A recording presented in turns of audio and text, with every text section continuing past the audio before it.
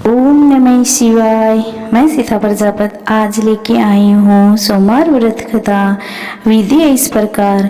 सोमवार का व्रत साधारणतया दिन के तीसरे पहर तक होता है। व्रत में फलाहार या पारण का कोई खास नियम नहीं होता है, किंतु आप ये अवश्य ही ध्यान में रखें, दिन रात में केवल एक समय भोजन करें। और सोमवार के व्रत में शिव जी और पार्वती जी का पूजन करना चाहिए। सोमवार के व्रत दिन 3 प्रकार के होते हैं, जैसे कि साधारण प्रति सोमवार, सौम्य प्रदोष और 16 सोमवार। इन तीनों की विधि अलग अलग है। जैसे कि शिवजी पूजन के पश्चात कथा सुननी चाहिए और प्रदोष व्रत 16 सोमवार के बाद भी कथा सुननी चाहिए। इनकी अलग अलग कथा है। कथा इस प्रकार है। एक बहुत धनवान साहूकार रहता था, जिसके घर में धन आदि किसी प्रकार की कमी नहीं थी, परंतु उसको एक बड़ा दुख था कि उसको कोई पुत्र नहीं हुआ था। वह इसी चिंता में दिन रात रहता था। वह पुत्र की कामना के लिए प्रति सोमवार को शिवजी का व्रत और पूजन किया करता था तथा सायंकाल को शिव मंदिर में जाकर शिवजी के श्री विग्रह के सामने दीपक जलाया करता था।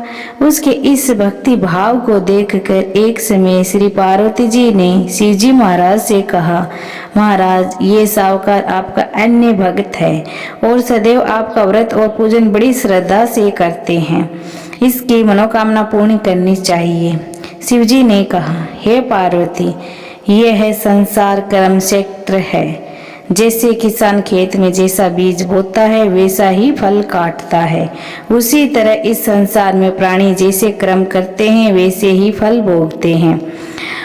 पार्वती जी ने अत्यंत आग्रह से कहा, महाराज, जब यह आपका अन्य भक्त है और इसका अगर किसी प्रकार का इसको दुख है तो आप अवश्य इसे दूर करिए, क्योंकि आप सदैव अपने भक्तों पर दयालु होते हैं और उनके दुखों को दूर करते हैं। यदि आप ऐसा नहीं करेंगे तो मनुष्य आपकी सेवा और व्रत क्यों करेंगे?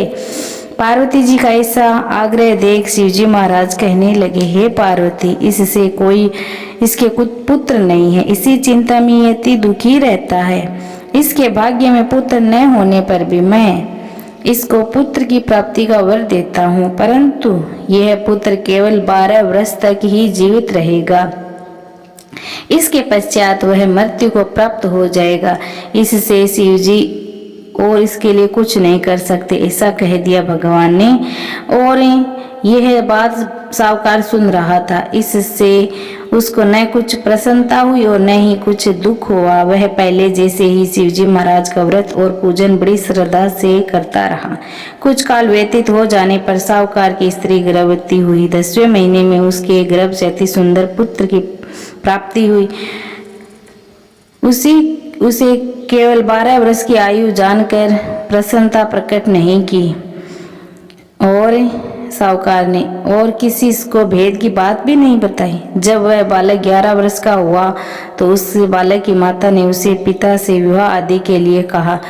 वह साहूकार कहने लगा कि अभी मैं इसका विवाह नहीं करूंगा, अपने पुत्र को काशी जी पढ़ने के लिए भेजूंगा। फिर साहूकार ने इन्हें वह अलग अलग अपने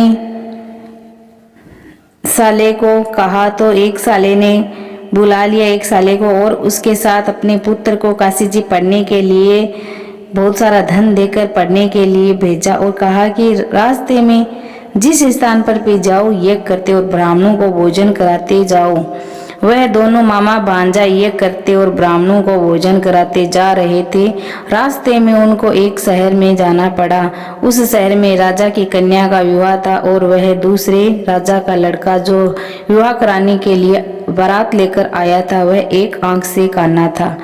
उसके पिता को इस बात की बड़ी चिंता हुई थी, कहीं वर को देखकर कन्या के माता पिता विवाह में किसी प्रकार का अड़चन पैदा न करते।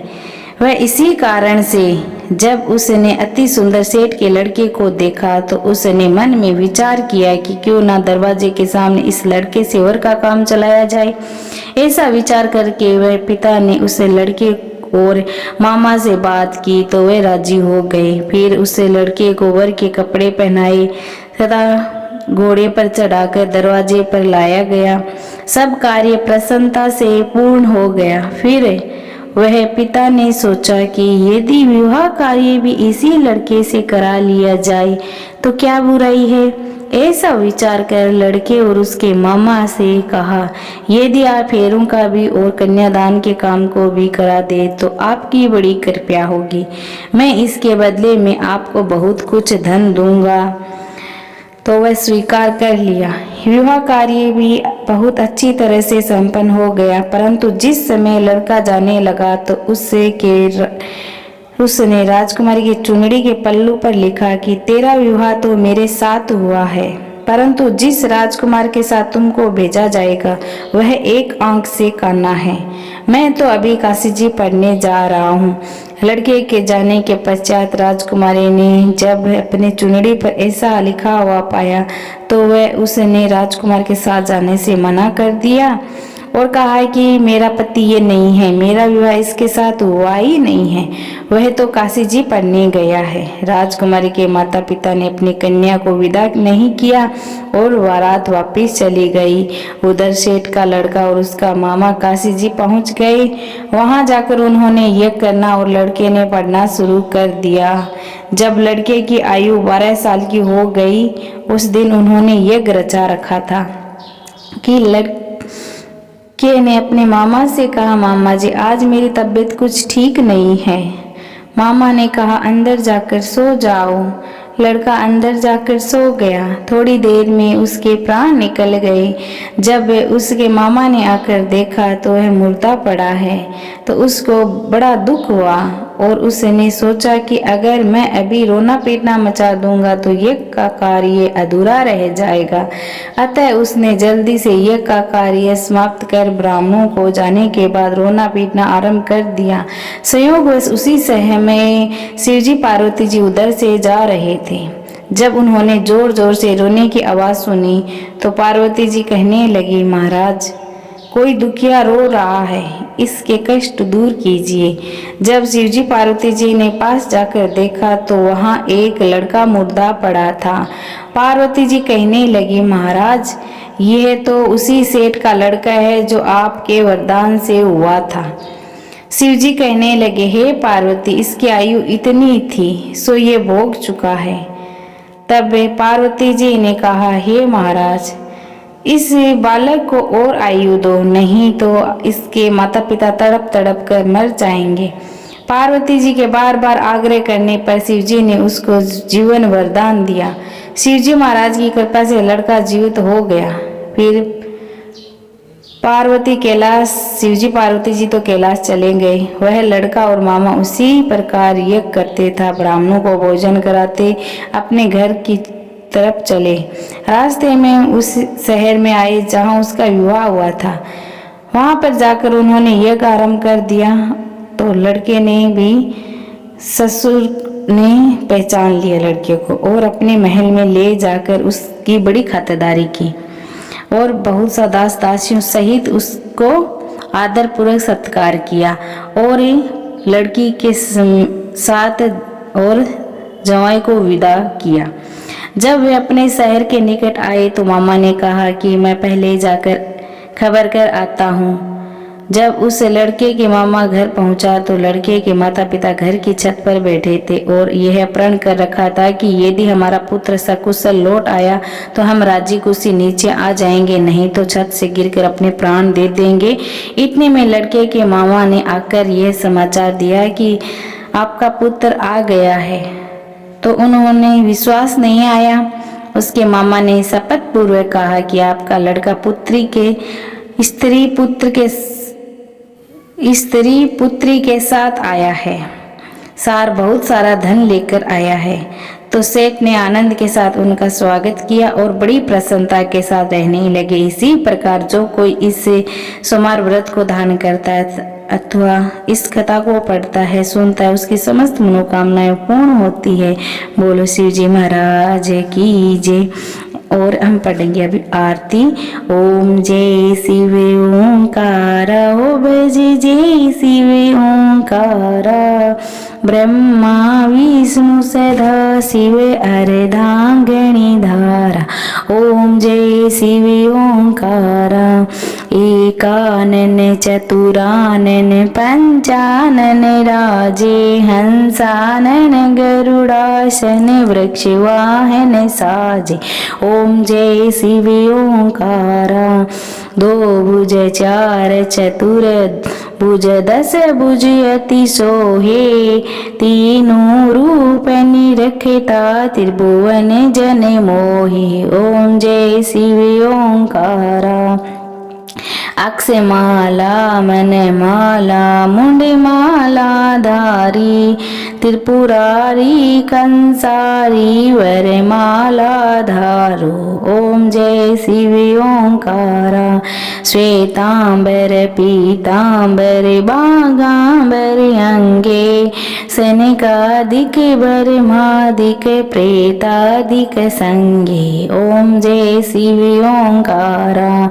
कर्म श्रेष्ठ कमंडल चक्र त्रिशूल धरता जग करता जग हरता जग पालन करता। ओम जय शिव ओंकारा। जय शिव ओंकारा हो भज जय शिव ओंकारा।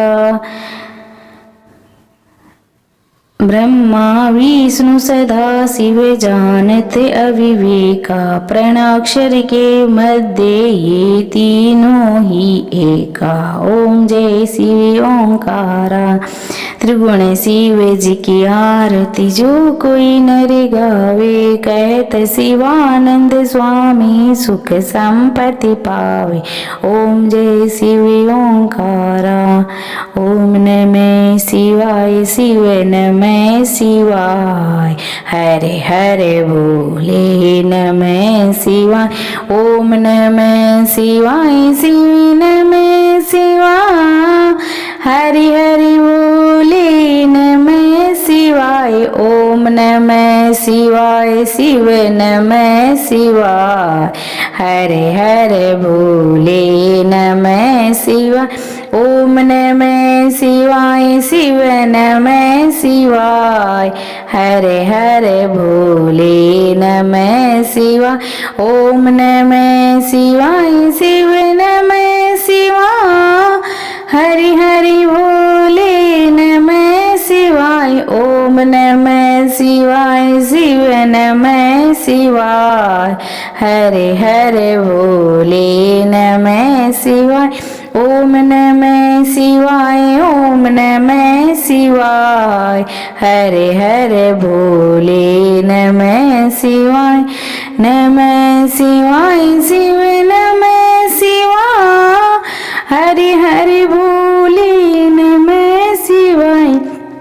ओम नमः शिवाय शिव नमः शिवाय।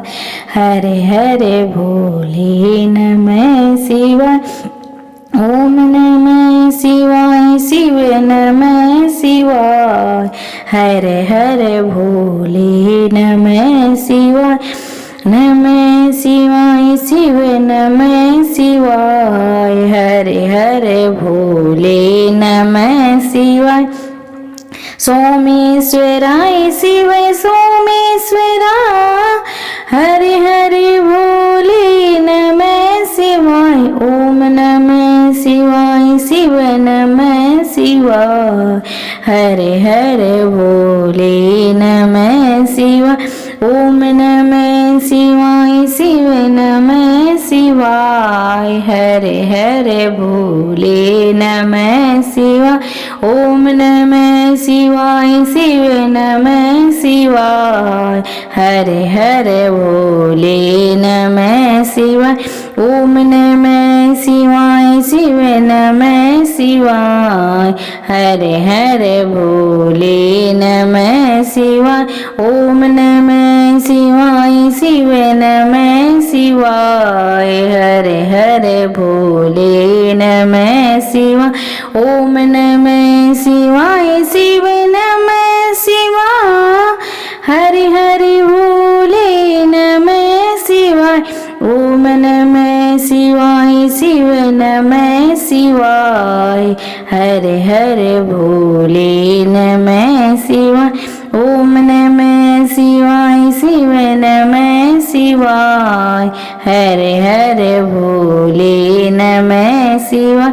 ओम नमः शिवाय शिव नमः शिवाय। हरि हरि भोले नमः शिवाय। ओम नमः शिवाय शिव नमः शिवाय। हरे हरे भोले नमः शिवाय। ओम नमः शिवाय शिव नमः शिवाय। हरे हरे भोले नमः शिवाय। ओम नमः शिवाय शिव नमः शिवाय। हरि हरि भोले नमः शिवाय। ओम नमः शिवाय शिव नमः शिवाय। हरे हरे भोले नमः शिवाय। ओम नमः शिवाय शिव नमः शिवाय। हरे हरे भोले नमः शिवाय।